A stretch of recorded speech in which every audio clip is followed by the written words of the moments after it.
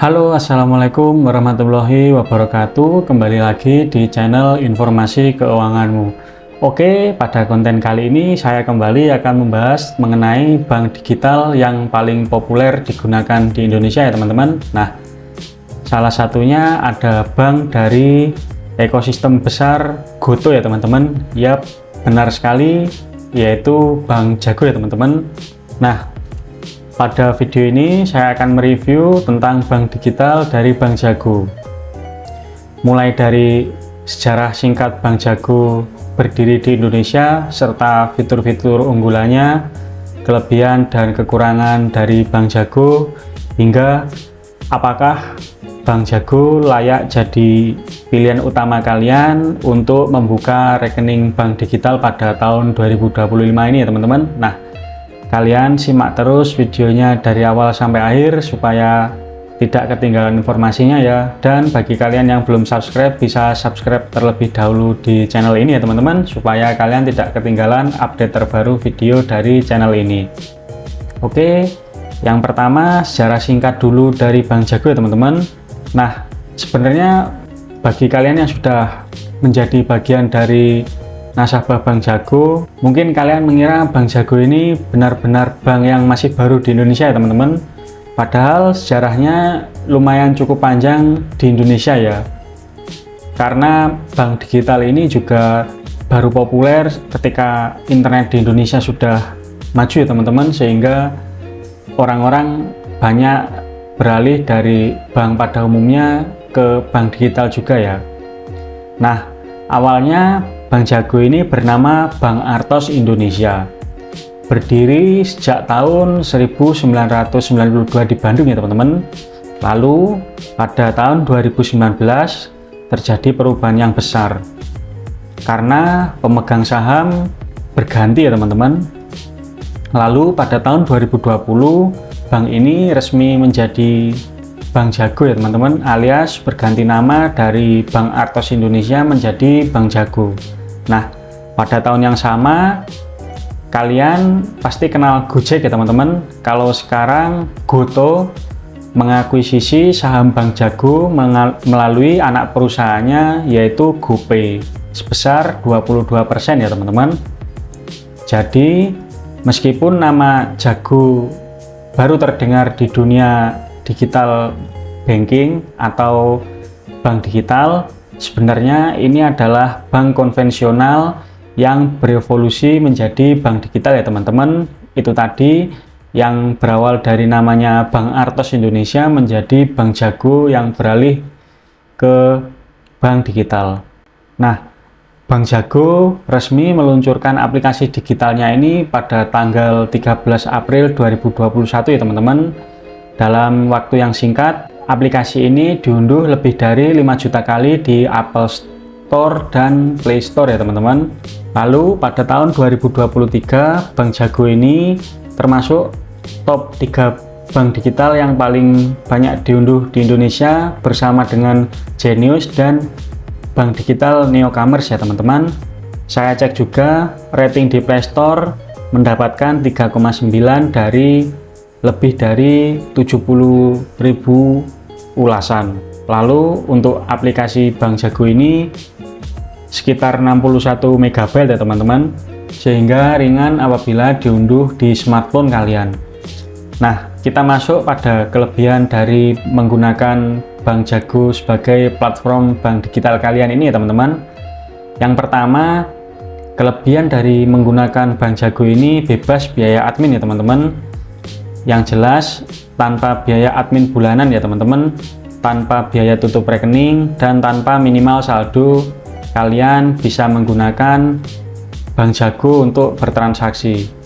Bahkan jika akun kalian nonaktif, kalian tidak dikenakan biaya apapun ya teman-teman. Lalu kelebihan yang kedua, gratis transfer antar bank ya teman-teman.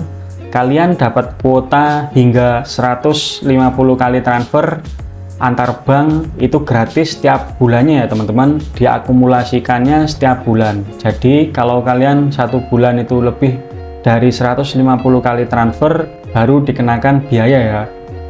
Setiap bulannya kalian dapat kuota gratis transfer sebesar 150 kali ya. Itu lebih dari cukup untuk memenuhi kebutuhan pribadi maupun bisnis kecil-kecilan ya teman-teman. Lumayan untuk support UMKM yang pada tahun sekarang ini memang kebanyakan kita mendapat uang dari transfer ya teman-teman. Mulai jarang kita membayar cash ya, terutama untuk bisnis jualan online. Lalu kelebihan selanjutnya penarikan uang yang mudah ya teman-teman. Walaupun ini namanya bank digital, tetap saja bisa ditarik uang cash dengan mudah ya. Kita tidak perlu ATM Bank Jago karena bisa ditarik di ATM bank lain ya teman-teman. Semua jaringan ATM bersama, Prima atau Alto secara gratis ya. Kalian bisa menarik uang di ATM yang berlogo yang saya sebutkan itu tadi. Lalu kartu debit fisik yang berlogo Visa untuk kelebihan selanjutnya teman-teman, bisa digunakan untuk Netflix, Spotify, dan transaksi online lainnya. Dengan menggunakan Bank Jago juga kalian bisa request via aplikasi langsung tanpa pergi ke kantor cabang terlebih dahulu ya teman-teman. Nah, kelebihan menggunakan Bank Jago selanjutnya, bunga tabungan yang kompetitif ya teman-teman. Nah, ini berkaitan dengan tabungan. Yang jelas ketika kalian menabung di platform aplikasi digital ini, kalian mendapatkan bunga ya teman-teman, sehingga tabungan kalian tidak hanya mendapatkan uang yang sesuai kalian tabung, tapi juga mendapatkan bunga ya teman-teman. Menawarkan bunga tabungan hingga 3,5% per tahun dari jumlah tabungan kalian, yang ini diperkirakan lebih tinggi dari rata-rata bank digital yang lain, sekitar 2,5% sampai 3% saja teman-teman. Bank Jago memiliki bunga yang lebih tinggi. Nah, untuk fitur unggulan dari aplikasi Bank Jago ini, kalian bisa mengirim dan membayar kebutuhan harian kalian ya teman-teman. Misalkan membayar token listrik, air, tagihan kartu kredit, pulsa, dan lain sebagainya ya teman-teman, termasuk transfer uang dan membayar tagihan itu tadi. Lalu ada yang diunggulkan ini kantong bersama ya teman-teman. Kalian bisa menabung bareng teman, pasangan, atau keluarga untuk tujuan bersama ya. Misalnya liburan, atau membeli barang, atau untuk pernikahan. Itu terserah tujuan kalian menabung untuk apa. Ini juga termasuk fitur yang diunggulkan oleh Bank Jago ya teman-teman. Nah, tentu saja dari yang saya sebutkan tadi mengenai kelebihan menggunakan Bank Jago, ada juga kekurangan ya teman-teman. Pasti ada kelebihan, ada juga kekurangan. Nah, di sini kekurangan yang saya akan sebutkan, yang pertama, belum ada fitur pinjaman ya teman-teman. Tentu saja pada tahun 2025 ini kebanyakan dari aplikasi bank digital pasti ada membubuhkan tentang pinjaman ya teman-teman, entah itu pinjaman online atau pay later. Nah, di sini Bank Jago belum menyediakan ya teman-teman. Hingga saat ini belum ada layanan pinjaman secara digital. Berbeda pesaing seperti Genius yang dari BTPN itu ada fitur Flexi Cash. Lalu dari bank digital Neobank itu ada fitur Neo Loan. Lalu dari bank digital Digibank itu ada Instant Loan ya teman-teman. Sehingga ini masuk dalam kekurangan dari Bank Jago karena belum ada fitur pinjaman ya. Lalu kekurangan dari Bank Jago selanjutnya, belum adanya dukungan mata uang asing ya teman-teman, atau falas ya. Kalian belum bisa menabung dalam bentuk mata uang asing ya teman-teman, atau bertransaksi dalam bentuk mata uang asing. Sehingga ketika kalian ingin menabung dalam mata uang asing, atau yang kalian tipe nasabah yang sering menggunakan mata uang asing untuk bertransaksi, Bank Jago ini tidak cocok sama sekali ya, karena tidak mendukung fitur tersebut. Padahal fitur ini berguna untuk kalian juga yang sering belanja online ke platform e-commerce yang ada di luar negeri teman-teman. ini juga membantu kalau misalnya ada untuk transaksi pembayarannya ya. Lalu kekurangan selanjutnya, cabang yang sangat terbatas ya teman-teman. Tidak dipungkiri cabang dari Bank Jago ini cabang fisiknya sangat terbatas ya. Saat ini Bank Jago hanya mempunyai 4 kantor cabang saja yang ada di Indonesia ya teman-teman. Setahu saya ada di wilayah Jakarta dan Bandung, sehingga kalian yang di luar wilayah Jakarta dan Bandung sangat jauh pastinya apabila ingin ke kantor fisik Bank Jago ya teman-teman.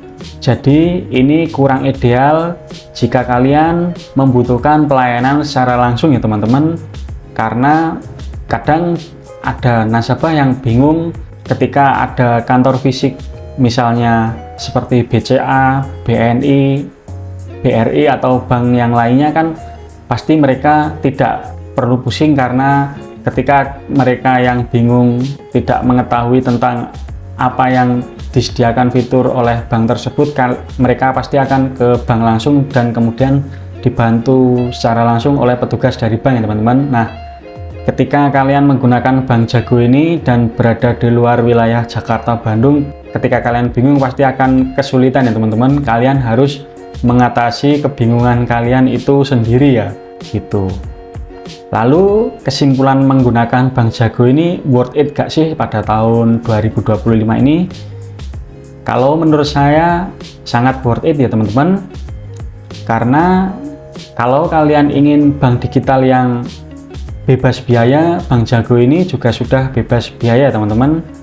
Lalu pengelolaan uang yang modern dan lebih fleksibel, dan kalau kalian ingin bunga tabungan yang tinggi, Bank Jago ini juga termasuk yang memberikan bunga tabungan yang paling tinggi di antara platform tabungan bank digital lainnya.